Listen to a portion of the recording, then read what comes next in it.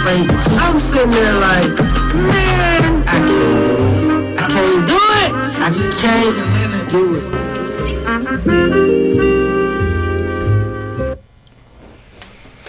Good afternoon and welcome to another edition of Ask Mathis. I'm your host, Reggie Mathis, and rocking with me is my brother Wild Man Teddy T, a.k.a. Baron Theo Mound-builder. Hey, what's happening, everybody? Chilling, man. So tonight, Vice President Kamala Harris, man, goes into the lion's den, or goes into the foxhole. She's 7:30 this evening. She will be giving an interview with Brett Baer, senior news anchor for Fox News. So we shall see how that goes. And he not feeling that. That's his spot. You know what I mean? He like, you don't see me coming over there to CNN, do you? Mm-hmm. You don't see me going over to MSNBC, do you? Now you gonna come all over here now. He trolling all of them on Fox right now, calling them an okay network. Talking about, really? They was way better back in the day. They got rid of Tucker. They got rid of, his only homie that's there is Sean Hannity. Marie Malderamo, she in love with him, but Tucker was his guy. Tucker's gone. So, man, he got enough issues and problems going on, bruh. So, that Mini-Man record with 50 is very appropriate. It's very, very appropriate for Trump, man. Do we want that? Do we want, a president who can't go nowhere? Because do we want that? Because, it has... Our security folks have reported that Iran got a hit on them. Iran got a hit on them. That's hard. They got a hit on them. So, just saying, that's another reason, saying we don't need this guy, going to court, because Georgia still got to happen. Mm-hmm. New York still, is a sentence awaiting. So, just saying, man, aren't y'all exhausted? Aren't y'all ready to turn the page? Not yet. It's still an interesting movie. I'm ready to turn the page, bro. I'm ready to get on. I don't think, I'm just being 1,000. I don't feel that Kamala Harris is going to make our lives economically better. I think that world powers especially world powers who are adverse to U.S. interests, I think are going to test her. I think are going to try her, and unless she comes with a plan in that regard, just sit back and just chill. But Russia has conceded that those COVID machines, those COVID tests were sent, secretly to Russia, to Vladimir Putin. Mm-hmm. He denied it. He lied about it, right? So, that doesn't sway anybody that we have a potential commander-in-chief who is so easily manipulated through flattery and so easily manipulated to probably one of the most dangerous men in the world in Vladimir Putin. They can manipulate him, and I think followed by Benjamin Netanyahu can manipulate Buddy through flattery. It's crazy when your own intelligence community is coming out there saying that our leader can be persuaded with flattery. Mm-hmm. And then Saturday Night Live, they come in and they spoof him, and there you go. He'll come in with one position and you just say, Wow, you look very handsome today. And he just Oh, really? he just switches it up, man. So here's the latest dude that gets arrested. But he so far hasn't been charged. So he gets arrested. This man got all kind of fake IDs, fake credit cards, all kind of weapons, none of them registered. You know, he just out there riding dirty around Coachella. Mm-hmm. And 49 years old, man. So that's the thing. He's saying, man, y'all got the wrong guy. Like, I'm a Trump supporter. I'm an ardent Trump supporter. So is that going to get him out? Mm-mm. You know, and remember, you know, Dylan Roof, the guy in South Carolina. Remember how many, the kid in Rochester, New York. Mm-hmm. Remember what their goal was, is to kill someone very, very popular to start a civil war, to start a race riot. Mm-hmm. You know, so don't be surprised if Buddy was there to take him down. You know, he's like, hey, I'm a Trump supporter. You know, so we... What number we on now? What's that? It's three. Third. Three. It don't happen so often that we don't even... Three within a month and a half. Mm-hmm. It don't even Oh, even man, phase this right us no here more. is nuts, man. This story right here is so nuts, man. You know, it's like... Can we just watch it first and then we can comment later? And we got to watch him because he gets frustrated and then he drops a F-bomb here or there.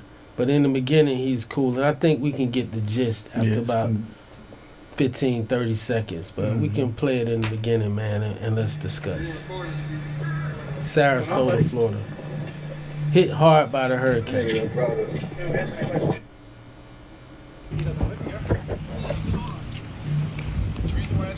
Private community, so if you don't live here, you need to leave. If you live here, you're visiting a friend, that's fine. Just let us know because you get your neighbors concerned because you're walking around my house. I'm not walking around your house. Hold on, Steve. You've been past my house 4 times. I don't know you. I've never seen you before, and you're walking past my house over and over again. So if you live here or you have a friend you're visiting here, that's fine. I'm not in front of your house. You're in front of my house. You're actually following me. They all around. So I have a follow-up video with a guy who just reached back where he gets frustrated. He comes back in the car and he's going. He grabs the gun and is going at him with the gun, and then the other dude who's following on the bike like tackles the other dude and like keeps him like, bro, don't like no. But this case is Trayvon. It's Trayvon Martin case. You know, but the guy in the green on the bike, Right. He ends up stopping the other guy because he's like and that's so crazy how Buddy gets so frustrated Because he's still out because there. he's like not backing down. He's like, man, I got the right to be here. You know, what are you talking about? I can walk around in my neighborhood. You know, and what's crazy, as I'm looking at this today, I'm like, bruh, you know, this is why I don't walk around in my neighborhood. I don't walk around in my own neighborhood, bruh, for this very reason, bruh. Like, the folks that I see, they look just like my neighbors. They look just like my neighbors, man. Act just like my neighbors. You know, they work out all the time. You know, they all strapped. They all like, oh, we protecting the neighborhood and all this other stuff. And the police department, they follow right behind, man. You know, they riding down your street, riding down your block. If you have more than 2 cars in your driveway, you know, folks, it's nuts. So I'm looking at this kid right here. And Sarasota police, you know, they tracked down who Buddy was, and Sarasota police said there was no crime committed. So they didn't detain, arrest, harass, anybody. And Did they catch the gun in the video?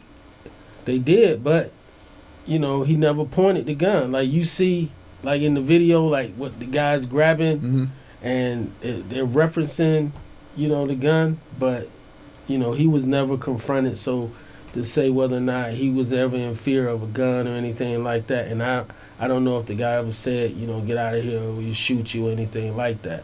Is that not close to brandishing? Well, that's the thing. He didn't. It seems like, Buddy's is he was trying to look like he was trying to come out the whip because he pulled up because there he was in the SUV and he put something like in the baby seat. But then, later on in the video, he comes, he pulls back up like in a sedan. And he come he come with that he come with that white man rush walk like he like hey, you don't want to answer me, you don't want to answer me, and then the buddy like hey, and he goes and and tackles him, man. You want to go down here, man? Shout out to the first Nigerians. Next one you can go back to that one afterwards, but this brother right here, Samson, man, the first Nigerian man to win Mr. Olympia, bruh. My thing is, Teddy T, my thing is, after he wins, bruh, like, how can you be all like hugging and touching? Like, that's what I don't get. I don't get. Help me with that. Who's hugging and touching him? Watch, bro. Like, once he gets crowned, I don't know if you can swipe or if it goes to like him being a warden. I know I sent you one. Yeah. Like, yeah, you see, like now they doing the pose down, the final pose down, and they about to announce the answer, the winner. And bro, I can't, like, bro, now watch this other dude. Like,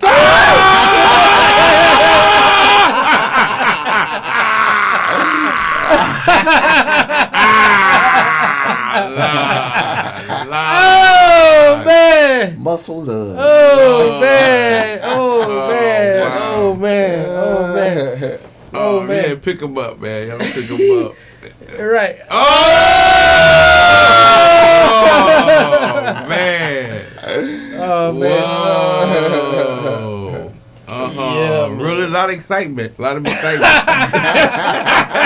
A lot of excitement in there. A lot of oil. That's that baby oil. Yeah, so I mean, first Nigerian ever to win. So 600,000 grand prize, man. So Teddy, you can start preparing for 2025 or 22. Like, how long will it take you to get like that? 20, 30? That's too much. Like, no, you gonna let it go? I'd rather go the opposite.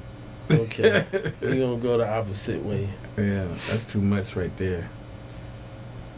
Hard work. So right here, man, you have the folks talking about whether or not he is incoherent and whether or not he is just not up to par.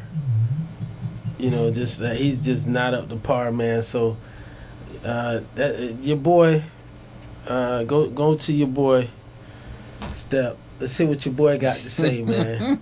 Hear what your boy got to say. I will invoke the Alien Enemies Act of 1798. Can you imagine?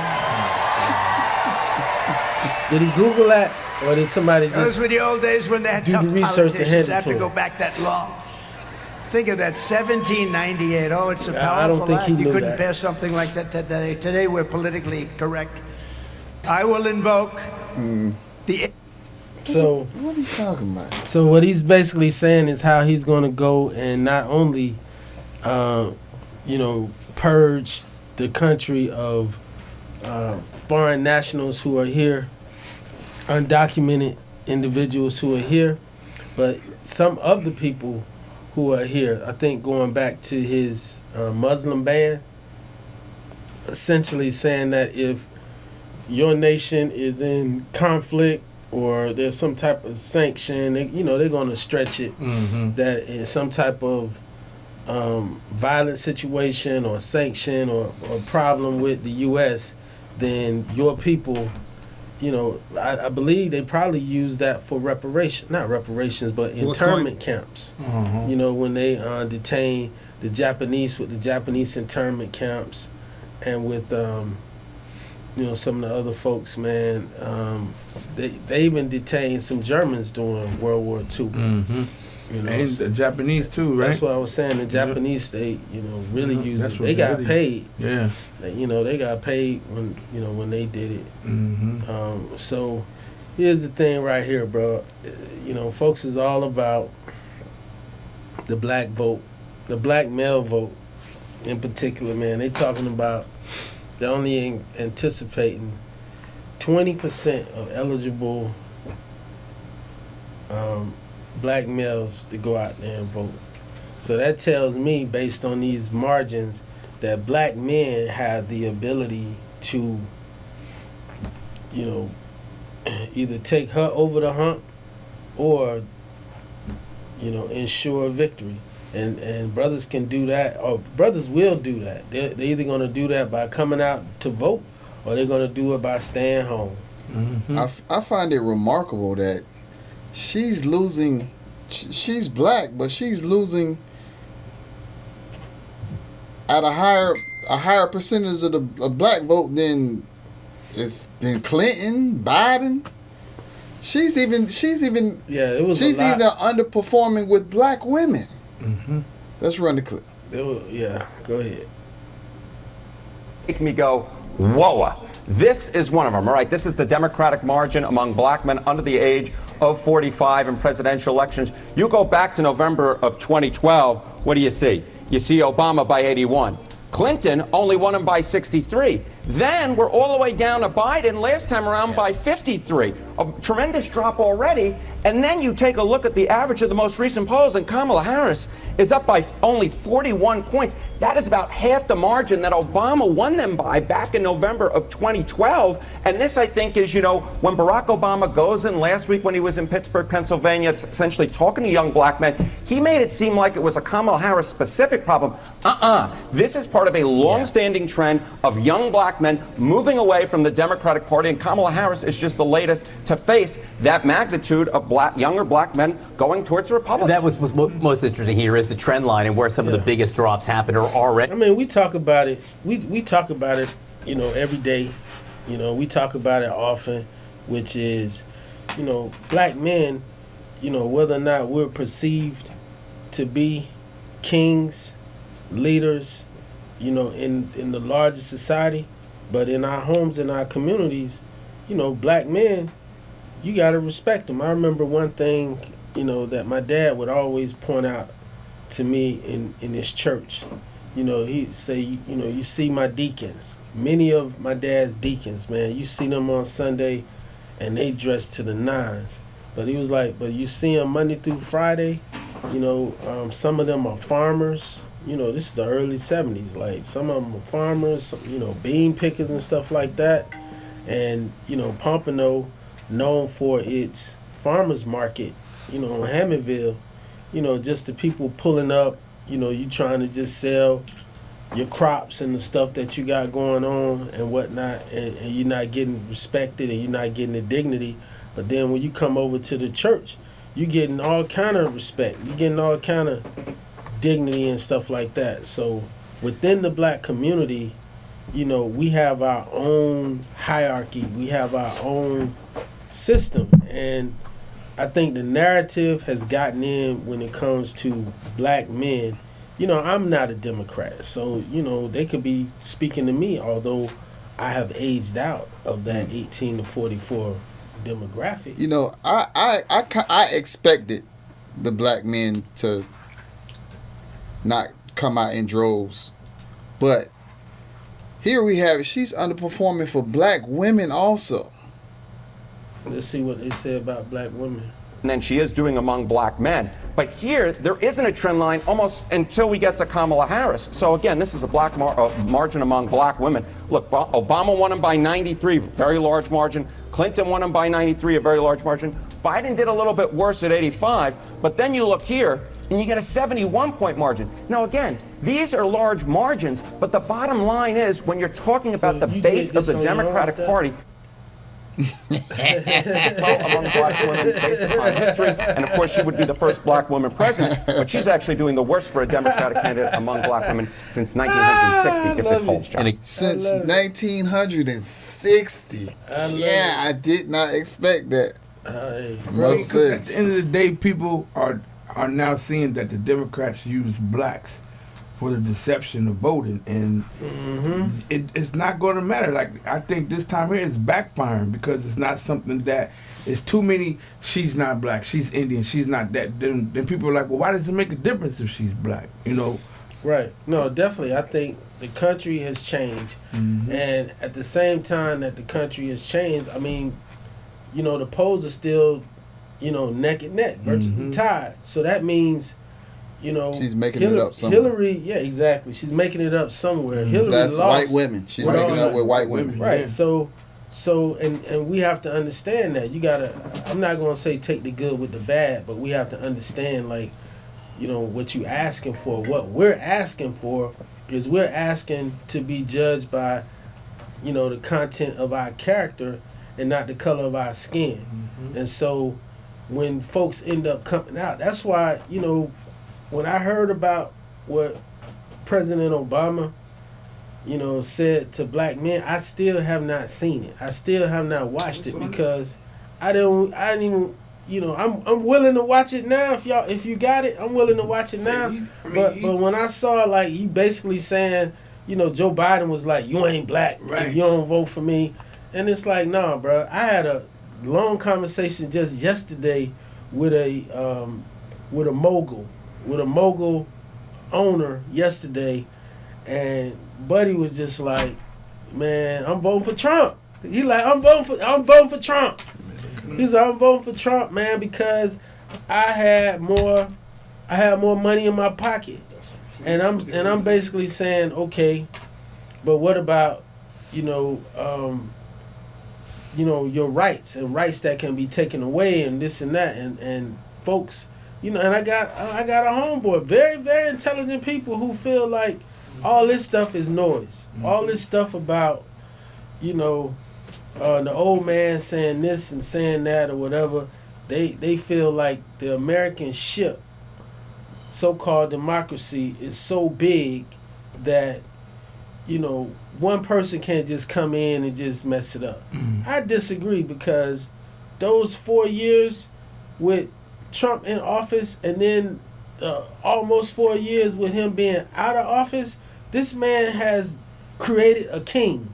He has created a king and has gotten the support of our United States Supreme Court. He put 3 people who came and lied in front of Congress and said, you know, Roe v. Wade was settled law for 52 years, you know, it's precedent.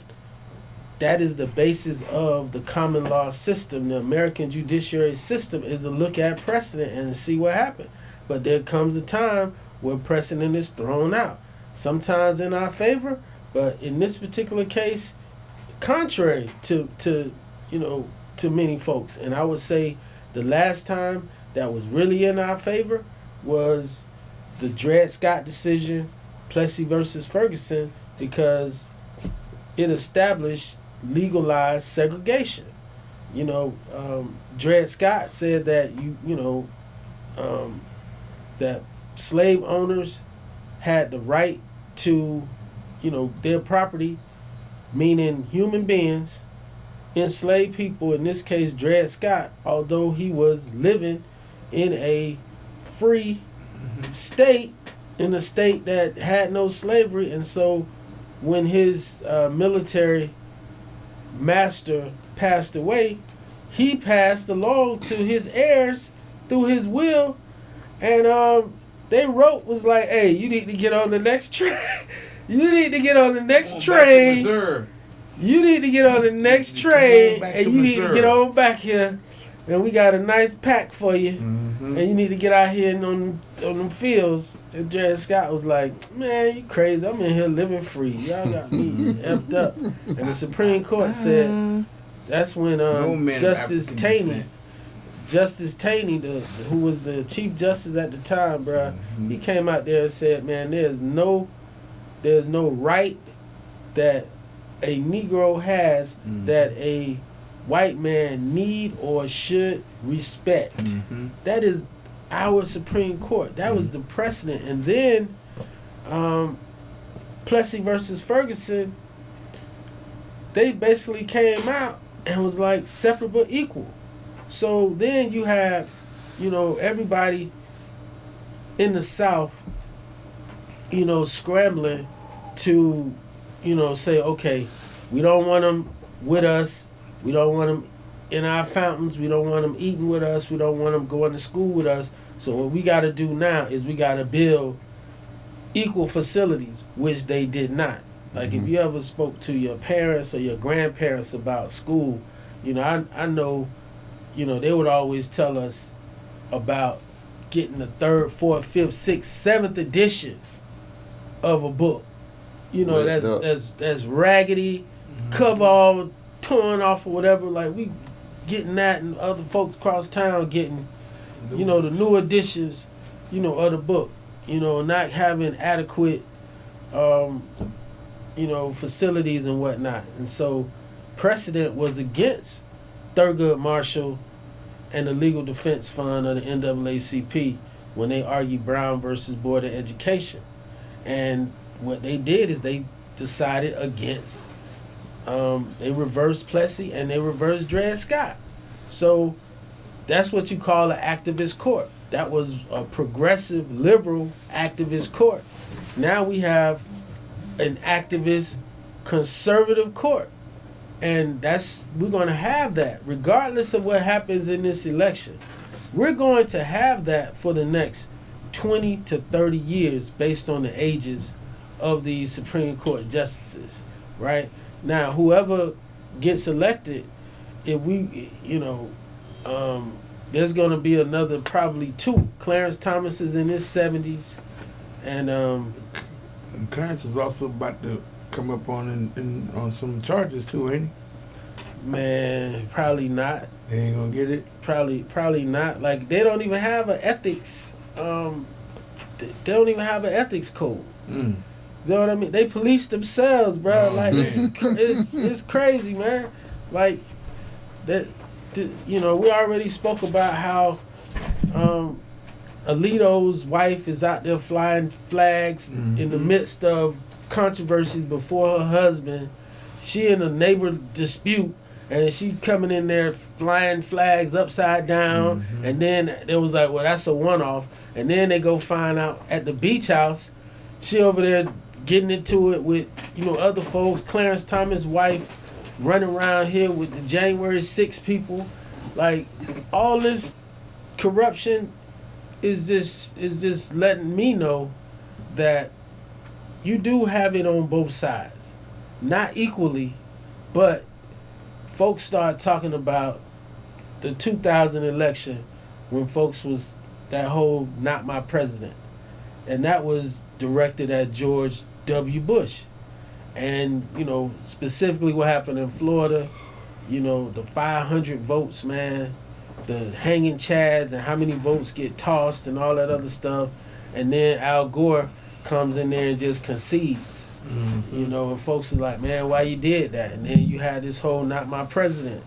Then you had Katrina, where Bush essentially did the same thing Biden did last week.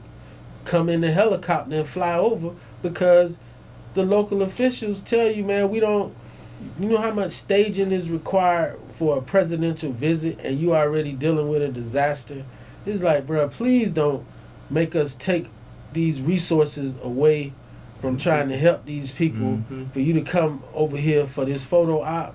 So you fly over, so that's the precedent. But at the time, it's like, oh, Bush, the photo of him flying over New Orleans, looking like he's like not into it or whatever, and that was the thing. There wasn't enough people on the left who was coming out there saying, no, man, that's what it is. And so, as Malcolm X says, you got chickens coming home to roost. And so, Ain't no fun when the rabbit get the gun. And so the Republicans is like, they in power right now. And so it's like, now we're gonna keep our heads, keep our feet on their neck. They gonna keep it. And they play way better. Bush mom didn't do him any justice also. Yeah. When she made really the comment, she was like, oh, they're living better than they were before the hurricane. Oh man, Barbara Bush was a wild one. But we ain't gonna talk about the dead. Barbara Bush was a wild one, man. She pick kids, talking about, what are you doing? Like Jeb's the politician, he's like, no, Mom, I'm gonna show you. And good thing for him. You used to watch the Flintstones. And you remember Gazoo, the alien that would come in and help out, Fred, Barney, whatever. That's how I look at Karl Rove. George W. Bush had him a little kazoo and Karl Rove. And Karl Rove, man, got him all the way to the White House. And he wrote the blueprint that folks follow, which is you get somebody with a good name. Get somebody with a good name or get a celebrity, right? Get somebody with a good name, get a celebrity, and then get some, real ruthless people behind you, and then let it work. Let it work. I mean, what's this now that E.I. Mustard came in with all this money for Trump? Yeah, they said $44 billion, which 44 billion through his PAC. And basically, X, formerly Twitter, is all in. And, the crazy thing is just how they pushing out misinformation, disinformation. And that's just wild, man. That's just wild. And the folks, it is working. Like, folks is like, yo, this dude is coming out here saying untrue stuff, but it's working. And they like, and he gonna double down. Like, he's going to double down because, what their posters have seen is that it's not so much about undecided voters, it's about turnout. And what are you going to do to get the people to turn out? So what they're trying to do is what they call low propensity voters. And for these low propensity voters, it's like you got to come and do something specifically to motivate them to show up. And that's what Kamala tried to do this week by bringing out Obama and bringing out, releasing her prosperity plan, for black folks and the opportunity. Opportunity is the opportunity plan. And what they were saying, what the mogul that I was speaking to, the mogul that I was speaking to yesterday, he's like, man, what I'm gonna do with 25 grand? I need 5 million right now. I just need this election to be over, man. I just need it to be over. Because he's like, the money ain't moving. He's like, bro, the money not moving the way that the money was moving. And you can't go in there and explain to them PPP and all these different things that were passed. And I said, bro, where we were yesterday, I said, look outside. What do you see? I said, you see new pavement. I said, you can't look outside and not see cranes and not seeing, construction and not seeing, now the issue that I have is all the construction and all that stuff I see a bunch of Spanish folks and maybe one white dude in the truck. Am I missing something? They came and got all or I see, and then a few black people that I see sitting there holding up flags. Or they lay the grass. They not even doing like the serious work. They there directing traffic. Or they come lay the grass, put the sod down. I'm like, man, but y'all don't want. And even that one white dude in the truck, he's usually married to a minority for him to be able to get that. Yeah, to be there. To get that grant that was supposed to be that for project manager. That project manager and all this stuff going on. And I'm sitting at it, man. And then when I see the numbers with the Latinos and the Hispanics, and they not tripping. And over here in Hialeah where we are, and how ardent Trump supporters they are, is because Trump done already said, bruh, we trying to secure the border and keep all the rest of the people out. Y'all good. Mm-hmm. Y'all and they good. support it.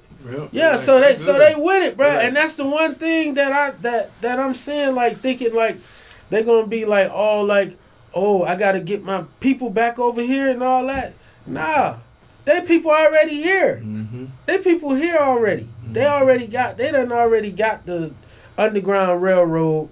They already here. They already set up. They already coming in on these visas or whatever the situation is, and the folks that sponsoring them, because when folks. They have a new Latin commentator on CNN now. That comes if you watch the Abby Phillips show. And when Abby's on there, you have and Brady just comes in there. It's like I can tell like folks be wanting to strangle him. Like, bruh, he talking about you, poison in the blood, and all this stuff. Whatever. He's like, that's just Trump being Trump. You know what I mean? Hey, we're not bringing them over to the Quince. Mm-hmm. The party they have for the 15-year-olds. Mm-hmm. We're not bringing them to church.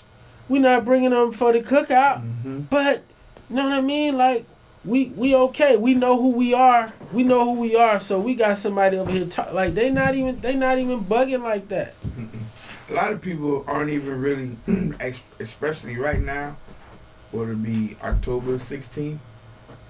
At this point, people have really came to the point where they rather Trump to be in the office because of it's familiar. It's familiar status, and they don't know they what. They scared enough people. I agree with you, Teddy. And they have scared enough people. They have scared enough people with Russia, Ukraine, Vladimir Putin. And they just like, man, she can't handle. Right, Trump dealt with them She already. can't handle Vladimir Putin. And Trump is telling you, like, that's his homie. They talking. So coming in there saying that they've had at least 7 conversations in the Bernstein book, Woodward book that just came, Bob Woodward book that just came out where, he basically said, man, Trump done talked to this man 7 times. He sent secret COVID tests and denied it, and all this other stuff going on. And folks are just like, and all the generals are coming out saying, yo, this man is not fit. Like, everybody who worked for him, who came out saying, bro, I was with him. I was in there with him. This dude is dangerous. This man cannot, this man should not be anywhere near, because y'all don't even know what Buddy gonna do, or what Buddy is capable of doing, or who he owes, or whatever the case may be, But folks is just like, well, he gonna be, he cool with them, familiar as y'all say. He's familiar with Putin. He's familiar with Kim Jong-un, the crazies in the world. Israel wants somebody because they want to attack the nuclear facilities for Iran so bad. They want to do all that stuff, and folks is just sleeping on Iran. Folks really sleeping on Iran as if they don't know that Iran was Persia. Like, they don't know Iran been around from the beginning. That's right. And Iran is really who runs half the world, I would say, or I would say a third of the world. I would say you got China, you got Iran, and you have what we say a force? Would we say China, Iran, Russia, and the U.S.? Like, however we would divide it, but Iran, bro, as far as the Muslim people, they who it is. The only thing is they don't see eye to eye with Saudi Arabia, and so Saudi Arabia, they got all that oil money that they got Wakanda type weapons in Saudi Arabia, boy. Like, ain't nobody trying to play. Nobody saying nothing. Ain't nobody trying to play with Saudi Arabia, bro. They done bought way more than them Bentleys and Roses that y'all seeing with or whatever, bro. They have one of the top 5 air forces. Folks is like, what? Yeah. You know, Israel, top 5 Air Force, you know, and I think, you know, she hasn't been challenged on foreign policy. And we're in some serious, right now, you know, we're in some serious stuff right now, and it's like, the other day, make us feel good. They asked her, how can America give out all this money to other people, you know, for their situations, but not for our people? And she said, we could do both. And it's like, you know, we can't do both because it's not, both isn't going on. Yeah, for her to even say that, it's like, oh no, she just lost everybody with that. Yeah, I mean, I think, you know, we should just go and tell the world straight up, you know, we going to austerity in that we're going to freeze foreign aid for 1 year. What you already got in the pipeline what you got is what you got. But for one year, we just going to deal with the American people. Yeah. We just going to deal with the American people. I think her campaign manager is whoever's directing her messaging. I mean, these are some easy layups. Some easy. It's easy. Steering her away from race. Right. That's what I see. And they're steering her away from race. Like whatever their people have told her, because all of the things where you think she about to come out there when Trump was on this whole, like trying to make her a whore, trying to make her a slut, and all, and is she black and all that other stuff. Like you said, layups. You know, to come out there and be like, you know, she has never said a word about her father other than, you know, her father is Jamaican. Her father is a professor of economics at Stanford. At Stanford. That's something, you know what I mean? But, you know, Trump done labeled him a communist. You know, like, hey, socialist, communist dad, and that's why he calls her communist. And so instead of, you know, coming out there and saying, hey, you know what, like my dad's personal views, but coming up, you know, he made me do X, Y, and Z. They don't let just anybody up at Stanford. You know, I don't care. You know what I mean? They don't let anybody up there, let alone teach their kids. Right. You know what I mean? Can you imagine one of them Stepford wives out there paying $100,000 a year, and they come in there and get an F and find out the professor is black? But that he's don't not fail black, their though. child? He's white. No, her father is Jamaican, sir. Yeah, but he's light. Look him up. No, he looked like Obama. Her dad looked like Obama. He is a black man from Jamaica. He is not passing nothing. He's straight up black man. What you saying, stuff? He's of African descent, but he doesn't claim it. Right, because he's Scottish. He claims more Scottish than anything. That's what he claims is Scottish. But Reggie, when your rebuttal for Teddy saying he's not black, your rebuttal was he's Jamaican. Yeah, because people, first of all, he's in the intelligentsia, right? He's an enlightened black man and a professor at that. He is not going to fit. He's not going to allow himself to fit within the constructs of something that he know is manufactured. Teddy says it all the time. Race is something that was manufactured in North America in the 1500s. So when you have somebody that's learned like that, and when they come in, they're not going to subscribe to it. And because you can have some folks who blacker than us, darker than us, and whatever, and they come in and they have, you look at their birth certificates, they got white. They were able to make that choice because they was like, hey, this what we checking. This is what we checking, and we looking if they was raised over here, if they could have been grown up in Pompano, Parkway, Lauderdale, Lauderhill, Poking Beans, and when black, but because they come over here and throw a little, you know, accent, you know, they get away with it. You know, even around here, bro, when you just running around here, how I live, you see some people black. A lot of them like to shave their heads. They don't want. But why would you use he is Jamaican as a rebuttal for him not? That's like saying I'm not because black. She identifies because she was born in the United States. Kamala was born in the United States, and she identifies as black. And she only identifies as black through her father. Her mother is Indian. And but what does the Jamaican part coming from? That's he's part of the African diaspora. But you can be white and still be from Jamaica. But the African diaspora. So why don't you say he's part of the African diaspora instead of Why would who say that?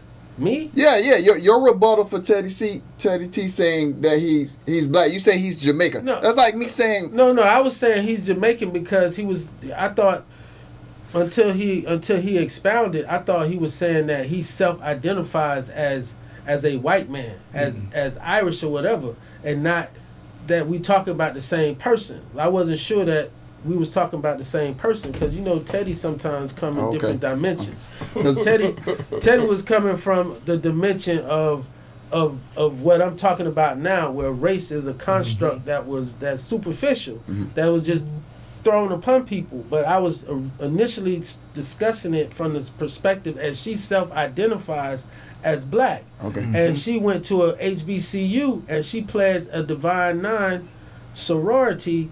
And so she self-identified as black. That's all I'm saying. That's Kamala's camp message too. That loses a lot of black people. They say, yes, she's black. Her daddy was from Jamaica, which doesn't justify her blackness at all. Well, didn't you call Obama black? Yeah, his daddy from where? Kenya.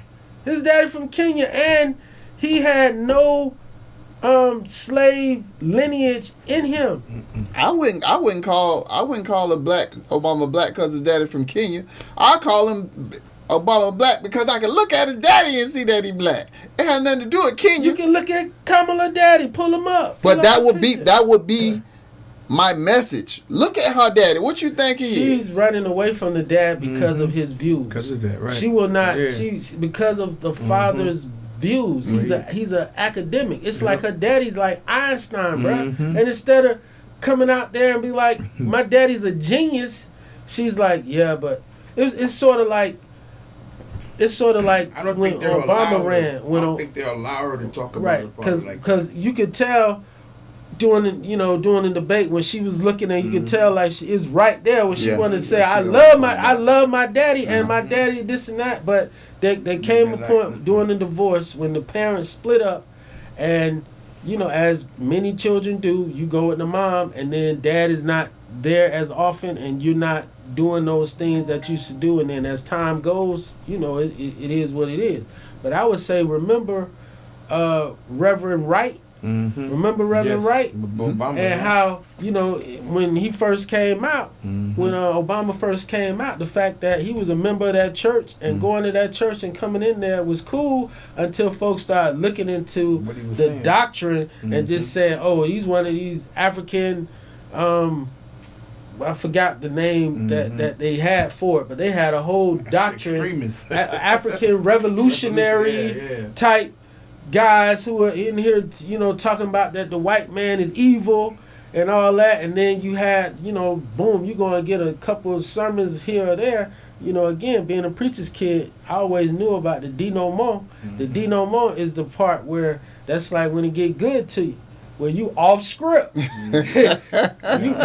off script. And that's where you carry your tune and you rocking, and then she over there in the back and she like, she's shouting and he going and you flowing and you going and going and going and going and going and going and going, and he like, damn America. And bro, they had that in so many commercials until your man had to go in there and be like, hey, Reverend Wright, man, I really appreciate, what you've done for me and my spiritual and for my family. But he was like, I already know. I already know. And he had to distance himself. You know who we also had a relationship with? And if you ever, listen to him or go see him speak, Louis Farrakhan. You know, remember, right in Chicago. That's where Farrakhan at. Oh yeah, that's what the nation is. Right in Chicago, and you listen to Farrakhan, and Farrakhan will tell you how, you know what I mean? How he stayed out of it. He had to have a relationship because he was a community organizer. Come on, bro. Come on. Obama said he had to stay out of it. So now she has David Plouffe. She has some of Obama's people with her.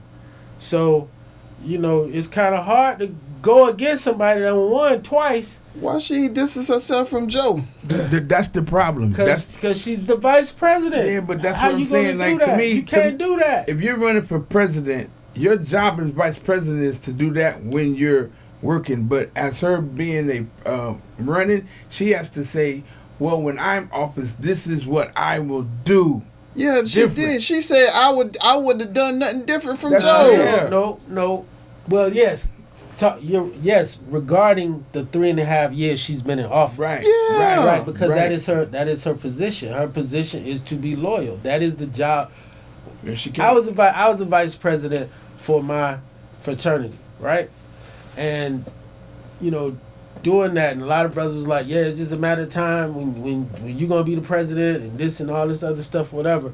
And I said there is no such thing as a successful vice president. There's no such thing. It is my job to support the president.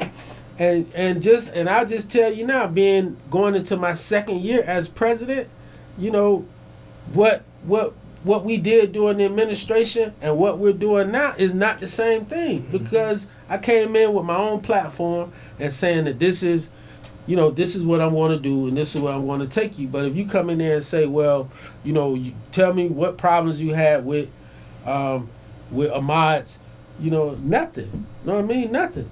And when we did have it was something, he got my advice in confidence, in private. That is you serve at the pleasure of the president. You don't have nothing different. Okay, you put Trump in that same vice president. What you mean? If Trump was the vice president, running for president, and the president had favorable numbers, you think Trump gonna say I would have did the same thing? Trump gonna say hell no, he would have been like the president. I would have did it my bad. Well, let's see what time we at. I mean, that's what I feel like. But that's Trump. But I think with her, you trying to win or you trying to be? She is a black female in America, bruh. And she gonna lose with that mentality. Right. Black, she got to go understand. Black women in this country have been at the bottom. They have been at the bottom. So, you know, what black women showed in 2020 is that we're going to come out, but now we coming out and you owe me. You owe me. Joe, you owe me. We're going to come out here and support you financially and do all this stuff. Joe, you owe us. And what did he say? I'm going to give you a vice president, and I'm gonna give you a Supreme Court justice. Some old Barack ain't never do. I'm gonna do that, and I'm gonna give you the. So he said that being vice president. What you mean? I'm saying when he was vice president, he said he's gonna do that.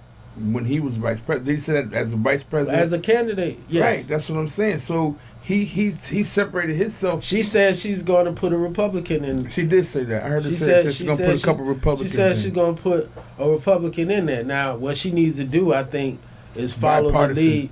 Exactly. Follow the example of Trump when he ran in 2016, where he basically said, "Hey, Federalist Society, you know, y'all give me a list of judges, and I'm going to always select from y'all list." So I think what she needs to do is she needs to come in there with a cabinet. She needs to go in there. She needs to start hollering at.